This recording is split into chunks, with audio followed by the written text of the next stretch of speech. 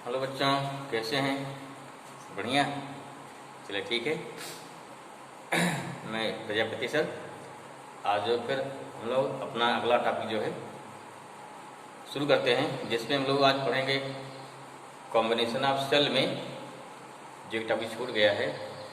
उसमें क्या बताना है कि कॉम्बिनेशन ऑफ सेल अगर मान लीजिए क्या है, सेल की ईएमएफ और इंटरनल रेजिस्टेंस क्या हो, डिफरेंट हो। ठीक है ना। साथ साथ अगर उनका सीरीज कॉम्बिनेशन है या पैरेलल कॉम्बिनेशन है तो दोनों देखना है। Series combination, parallel combination of cell if two or more cells are connected in series और parallel which have different electromotive force as well as different internal resistance. ठीक है ना। In that case what is the equivalent EMF and what is the equivalent internal resistance. This is very important topic for the competition as well as board exam. ठीक है ना। क्योंकि अगर सभी cell identical हैं उस समय सीरीज पैरेलल कॉम्बिनेशन करना है तो काफ़ी आसान है। उसमें क्या पूछा जाता है, मान लीजिए एक पास n सेल क्या आइडेंटिकल हैं तो उस कंडीशन तो हम कैसे उसको जोड़ें जिससे मैक्सिमम करंट फ्लो हो। ठीक है ना। तो निकाल चुके हैं कि कभी हमारा इंटरनल रेजिस्टेंस अधिक होने पर फायदेमंद होता है, कब हमारा क्या होता है, एक्सटर्नल अधिक होने पर फायदेमंद होता है। ठीक है। लेकिन अगर मान लीजिए क्या है, if we have two or more than two cells which have different electromotive force as well as different internal resistance when both are connected in series or parallel, then what is the equivalent EMF and what is the equivalent internal resistance? This is also very important topic. ठीक है। और ये NCERT में आपको दिया भी गया है, तो बोर्ड के लिए इसकी थ्योरेटिकल जो कैसे प्रूव करेंगे वो इम्पोर्टेंट है और कंपटीशन के लिए इसका फार्मूला इम्पोर्टेंट। ठीक है ना। ये दोनों ही एक टॉपिक इम्पोर्टेंट है, देखना है। और एक लास्ट जो इस चैप्टर बचा है, कलर कोड। ठीक है। कलर कोड क्या होता है, जैसे बताया कि मार्केट में आप अगर जो है कोई रेजिस्टेंस खरीदने जाएंगे तो इन दैट केस वहाँ क्या होता है, तो वहाँ पर आपको जो रेजिस्टेंस मिलेगा उस पर कोई वैल्यू नहीं लिखी होगी, उस पर जो है डिफरेंट कलर की स्ट्रिप या पट्टी बनी होगी ना। ठीक है। आप कलर पहचानिए और उस कलर के अकॉर्डिंग क्या होता है, उस रेजिस्टेंस की वैल्यू होती है। तो एग्जाम क्वेश्चन पूछा जाता है, तो मान लीजिए कोई रेजिस्टेंस है, उसके इतने पट्टी क्या है, उतने कई स्ट्रिप्स हैं और उस स्ट्रिप के डिफरेंट कलर्स हैं, how we can identify the value of resistance, उसको हमको देखना है। ठीक है ना। चलिए पहले हम लोग पढ़ते हैं, पहले पढ़ते हैं कॉम्बिनेशन ऑफ सेल, फिर उस पर आएंगे, बाद में उस पर ही आएंगे देखेंगे। ठीक भाई। तो पहला हमारा क्या हो गया, यहाँ हो गया नंबर 1, यहाँ लगे series combination of cell.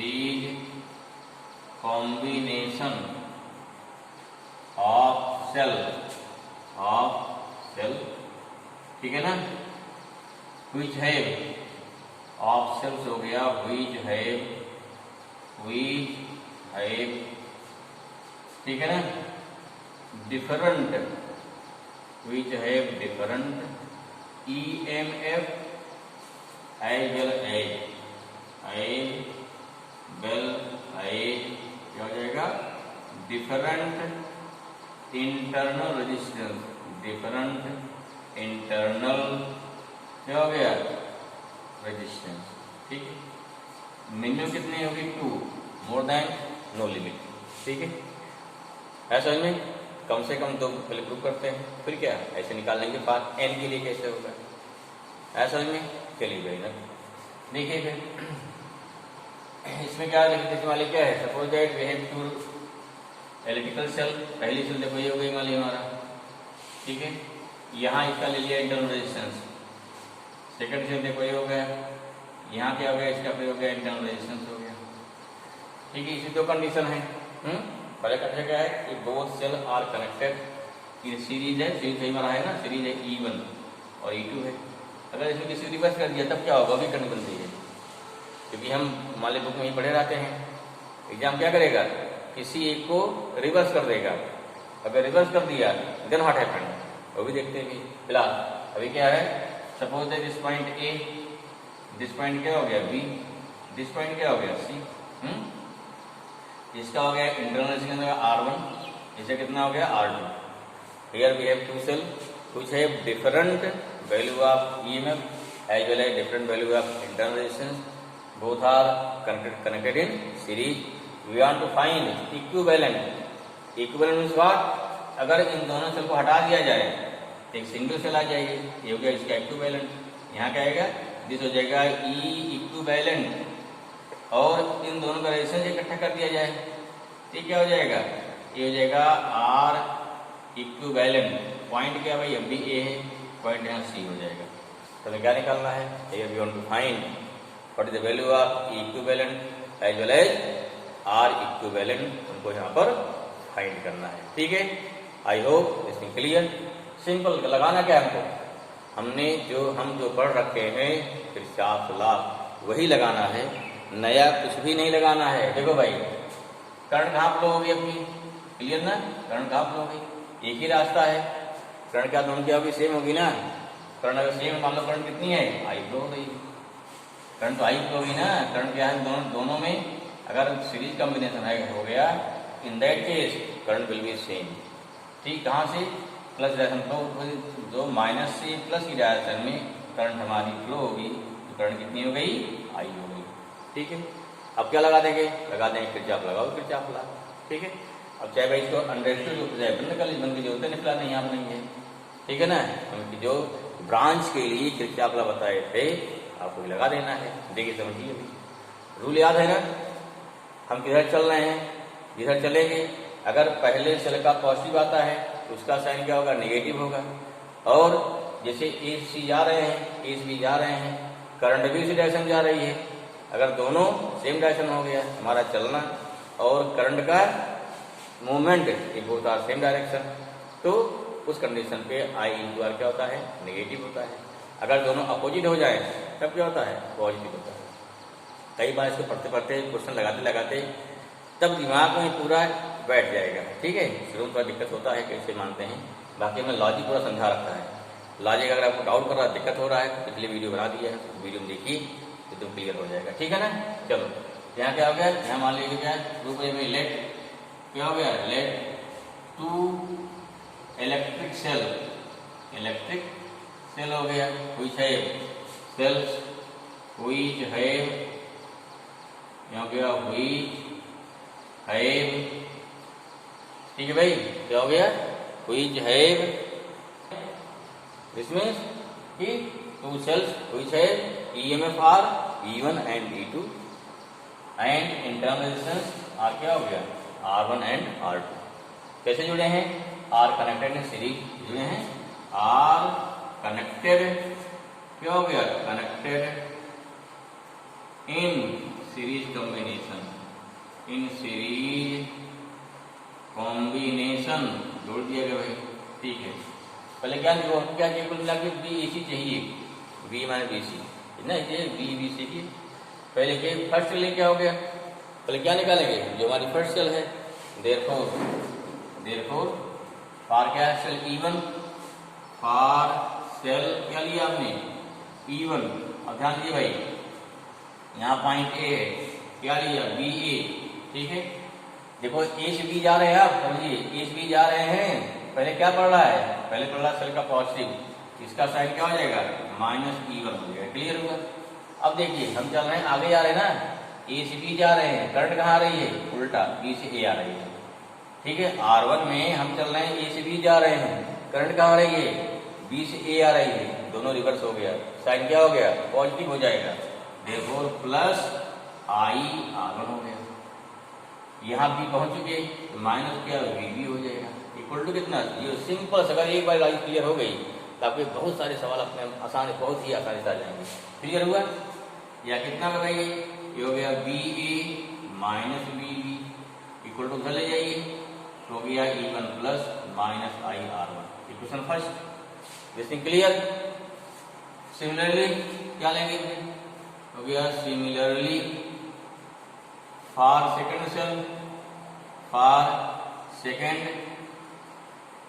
Cell, हमारा क्या है? E2 है। अब कहाँ चल रहे हैं? देखो, बी से सी जा रहे हैं, करंट सेम फ्लो दोनों में, क्योंकि सीरीज में करंट क्या होती है? सेम होती है। ठीक है, तो क्या हो गया?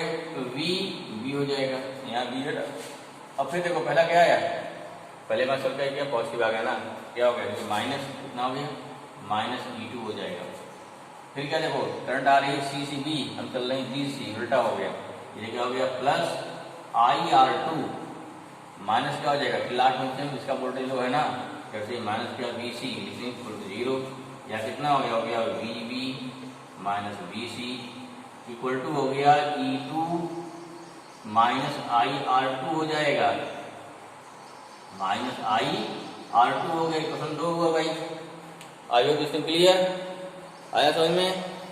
चलिए ठीक है, अब क्या कर लेंगे, हम दोनों क्वेश्चन को ऐड कर दें। एक क्वेश्चन और तो क्या करना है, ऐड कर दो भाई, क्या मिलता है, ऊपर मिटा रहे हैं इसको, आई होप नोट कर लिया होगा, नहीं नोट कर पाए वीडियो पॉज करिए, फिर नोट करिए फिर से। चलो देखो क्या हो जाएगा आगे, जोड़िए फ्रॉम क्वेश्चन, क्या from equation 1 and equation 2 add करोगे, देखो VA प्लस क्या हो गया, सारे आ गया VA minus VB plus VB minus BC equal to कितना हो गया, E1 minus IR1 plus E2 minus क्या हो गया IR2, यहाँ तो कट जाएगा ना, VA minus BC equal to कितना हो गया E1 माइनस कितना भाई E1 प्लस E2 एक साथ कर लीजिए, माइनस क्या हो गया IR1 प्लस क्या IR2 हो जाएगा। क्लियर आया समझ में? चलिए क्लियर हुआ। ये फिगर देखो, ये तो हो गया फ्रॉम फिगर, मान लो फर्स्ट हो गया हमारा, इस फिगर सेकंड देखो जो लिया इक्विवेलेंट, इसको क्वेश्चन क्या मान ले भाई 3 मान लो इसको। अब क्या लेंगे, फ्रॉम क्या मान लीजिए, फ्रॉम फिगर सेकंड देख लीजिए, फिगर जो हमारा सेकंड है, इसमें क्या सेकंड ध्यान दीजिए क्या है, कहाँ चल रहे हैं आप, ए से बी ए चले, पहले कहाँ पहुंच रहे हैं, चल के पॉजिटिव पर इक्विवेलेंट के, डेट से कितना हो जाएगा, क्योंकि यार बी माइनस ई इक्विवेलेंट होगा, ई इक्विवेलेंट, आई आर क्या हो जाएगा भाई, आई इधर आ रहा है, जा रहे हैं उधर, इसलिए plus I into R equivalent minus B C equal to 0, और कितना हुआ, आर ए हो जाएगा B A minus B C equal to हो गया E equivalent minus I R equivalent. Compare करो, therefore from equation 3 from equation क्या हो गया 3 एंड इक्वेशन 4 क्या मिलेगा, ई क्या हो गया, ई इक्विवेलेंट हो गया E1 प्लस E2, क्लियर हुआ है, एंड क्या हो गया, एंड आर इक्विवेलेंट हो गया ई कितना R1 plus R2। I hope इसमें क्लियर, हमारा क्या हो गया equivalent EMF as well as equivalent internal resistance in case of series combination of 2 cell. Clear हुआ, वेरी गुड। अब देखो अगला केस सेकंड, ये तो केस फर्स्ट हो गया। अगर मान लो एक की पोलरिटी रिवर्स कर दिया तब क्या होगा, एक पोलरिटी रिवर्स कर दिया जाए, तो देखिए भाई हमने इसको रिवर्स कर दिया, ठीक है रिवर्स कर दिया। अब करंट देखिए, नो डाउट करंट इधर फ्लो होगी, हैं इस इधर फ्लो होगी, दोनों में ध्यान दीजिए, दोनों में अभी तो है नहीं कि करंट इधर इधर भेजे, या तो इधर जाएगी या तो इधर जाएगी, ये कहाँ डिपेंड करेगा, ये डिपेंड करेगा कि किसका EMF ज्यादा है। क्लियर हुआ, अगर E1 ज्यादा है E2 कम है, तो वोल्टेज मान लिया 10 वोल्ट 5 वोल्ट है, तो भले तो इधर भेज रही इधर भेज रही ना, तो कौन डोमिनेट हमारा E1 डोमिनेट हो गया। अगर मान लिया क्या E2 ग्रेटर देन E1 है, तब करंट भाई इधर फ्लो होगी, तो आपको न्यूमेरिकल में पता लग जाएगा इसका वोल्टेज दे करके, और नहीं पता लग कोई दिक्कत नहीं, आप निकालिए, E को मानिए बड़ा मान लीजिए, ठीक है। अगर मान लिया हमने E बड़ा मान लिया, करंट इधर आनी चाहिए, अगर मान लीजिए इसमें करंट उल्टा आ गई, अपोजिट आ गई, कोई बात नहीं है, तो नेगेटिव आ जाएगा, आई पॉजिटिव आ गया तो इधर चल रहा है, नेगेटिव आ गया तो इधर जा रही है, तो उससे कोई आपको चिंता करने की जरूरत नहीं होती है, ठीक है। अगर सब पूरा सॉल्व किया हमने, सॉल्व करने के बाद अगर मान लीजिए आई पॉजिटिव आया तो जैसा हमने माना है वही करंट फ्लो हो रही है, आई नेगेटिव आ गई तो माने इसमें क्या हुआ, जो करंट हमने माना है उसका अपोजिट करंट फ्लो हो रही है, इसमें इतने होता है, इसके अलावा कुछ नहीं होता है, ठीक है।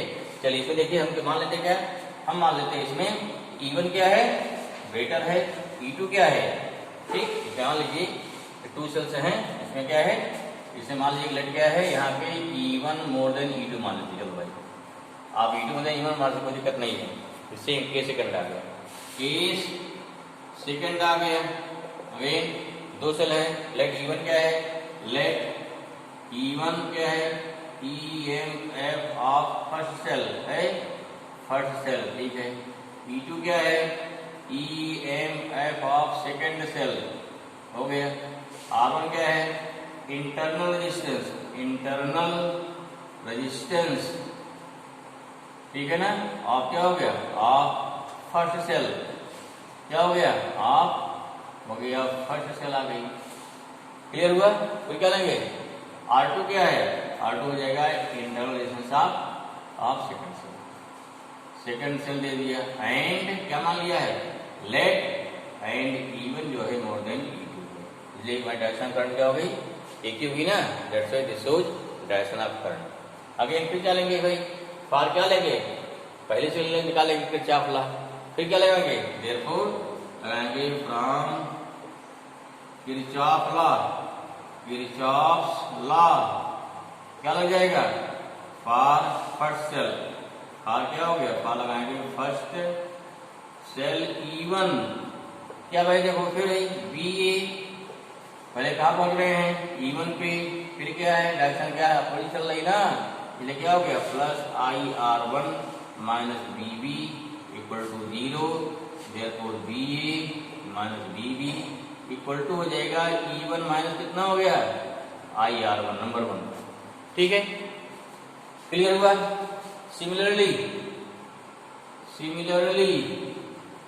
क्या हो गया, for second cell, second cell E2, देखिए भाई B से C जा रहे हैं ना, क्या होगा भाई BB, अब ध्यान दीजिए यहाँ पे, पहले कहाँ पहुंच रहे हैं, सेल के पहुंच रहे हैं नेगेटिव पर, कहाँ पहुंच रहे हैं, सेल के नेगेटिव पर, इसलिए क्या हो जाएगा, इसलिए BB माइनस E2 हो जाएगा, माइनस E2 हुआ। क्लियर हुआ। लेकिन करंट क्या है, सेम करंट हमारी राइट में आ रही है, जा रहे हैं उधर, इसलिए क्या हो गया, प्लस IR2 आएगा ना, यहाँ क्या होगा, यहाँ प्लस होगा आपकी, ठीक है, माइनस हो गया VC इक्वल टू 0, इसमें क्लियर, या कितना आ जाएगा हमारा, यह हो गया VB minus BC equal to हो गया माइनस E2 माइनस क्या हो गया IR2, इक्वेशन 2 हो गया। अगेन फिर क्या करेंगे, इक्वेशन 1 और 2 को जोड़ेंगे, ऐड कर, क्या लिया यहाँ किया जो है, देखो बढ़िया पहले क्या किया हमने, दोनों इक्वेशन ऐड कर दिया 1 और 2, क्या मिल जाएगा, BA minus BB plus BB minus BC equal to E1 minus R1 minus E2 minus IR2, फिर यहाँ तो कैंसिल हो जाएगा, क्या मिल गया हमको, E1 माइनस E2 मिलेगा minus I into R1 plus R2 मिलेगा, ठीक है भाई। फिर देखिए अब क्या लेंगे, फिर अगेन प्राइम कंडीशन क्या, फ्रॉम फिगर सेकेंड, यहाँ BA हो गया, अब की देखो एरिया पॉजिटिव पहले आया है, इसी साइन क्या माइनस हो गया, करंट इधर आ रही है, हम AC जा रहे हैं, इसलिए प्लस हो गया ना, I into R equivalent minus BC equal to 0। Clear हुआ।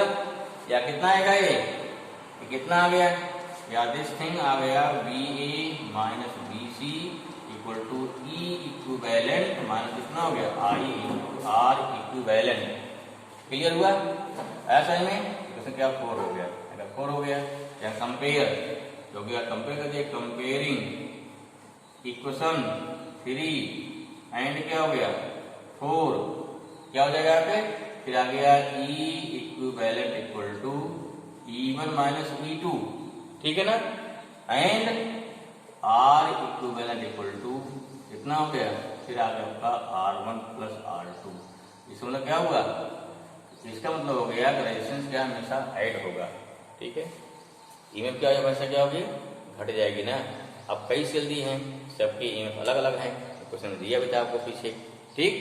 तो जो जो सेल हमारी रिवर्स होंगी उसका क्या हो गया, उसका वोल्टेज क्या होगा, उस सेल का ईएमएफ क्या हो गया, माइनस हो गया।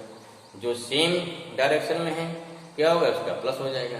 क्लियर हुआ, समझ में आया। जैसे फॉर एग्जाम्पल एक सेल मान लो यहाँ दे दिया गया, फिर एक सेल यहाँ दे दिया गया, और इसमें रेजिस्टेंस दे दिया, फटाफट देखो कितना हो गया, रेजिस्टेंस दे दिया, फिर सेल यहाँ दे दिया, रेजिस्टेंस दे दिया, इस बार से एक सेल ऐसा कर दिया गया, फिर रेजिस्टेंस दे दिया ना, रेजिस्टेंस दे दिया, इस पास रेजिस्टेंस दे दिया, देखो कितना है, मान लो कितना है 2 वोल्ट हो गया, 3 वोल्ट हो गया, 2 वोल्ट हो गया, ये भी 2 वोल्ट हो गया, यहाँ 2 ओम, यहाँ 3 ओम, 2 ओम, 1 ओम हो गया। क्लियर हो गई, ए हो गया, बी हो गया। अब ध्यान दीजिए ये हमारी रिवर्स है, बाकी क्या है, हैं? अगर इसका वोल्टेज कितना मान लो E1 है, ये कितना है E2 है, ये कितना हो गया E3 है, ये कितना हो गया E4 हो गया, नंबर तैयार हो गया R1, R2, R3, R4 दे दिया ना, आपका क्वेश्चन बन गया ना, न्यूमेरिकल बन गया, नोट करिए फट से। ठीक है, अब क्या फाइंड क्या है, फाइंड द, क्या निकालना है इसमें, निकालना फाइंड द इक्विवेलेंट ईएमएफ, और क्या निकालना है, भले इसका न्यूमेरिकल हो गया, इस न्यूमेरिकल में क्या निकालना है, फाइंड, क्वेश्चन क्या देता है, फिगर क्या हो गया, फाइंड इक्विवेलेंट ईएमएफ एंड क्या हो जाएगा, एंड इक्विवेलेंट इंटरनल रेजिस्टेंस। क्या निकालना है, हमें निकालना है इक्विवेलेंट। सिंपल समझिए इसमें क्या करना है, ये समझिए जिसका इलेक्ट्रोड, जो इलेक्ट्रोड पहले है उसकी वही साइड लगा दो। यहाँ क्या है, पहले यहाँ केस भी जा रहे हो, पहले क्या पॉजिटिव पड़ा है, E1 पॉजिटिव हो गया, E2 पहले पॉजिटिव आ रहा है, पॉजिटिव कर दिया, पहले से नेगेटिव आ रहा है, नेगेटिव कर दिया, इसका पहले पॉजिटिव आ रहा है, पॉजिटिव कर दिया, कितना है E1 कितना आया, ये 2 वोल्ट हो गया, प्लस 3 वोल्ट हो गया, माइनस 2 वोल्ट हो गया, प्लस क्या 2 वोल्ट हो गया, हम कितना है 5 वोल्ट इक्विवेलेंट आ गया। और आर इक्विवेलेंट कितना होगा, simple R1 plus R2 plus R3 plus R4 सारी वैल्यू पुट कर दो, E2 क्या हो गया, E2 हमारा आ गया इक्विवेलेंट इंटरनल रेजिस्टेंस। ठीक है, रूल क्या निकल गया है, सिंपल देखिए, अगर मान लो कई सेल हैं जुड़ी हैं, क्या हो गया, उनको अगर कई सेल जुड़ी हैं, इन दैट केस जिसका जो इलेक्ट्रोड पहले आएगा आप उसी के क्रम में जोड़ते हुए हम क्या करें, उसको ऐड करते हुए can find the equivalent resistance as well as equivalent EMF. Are you clear? Okay भाई, नेक्स्ट देखते हैं अगले वीडियो में।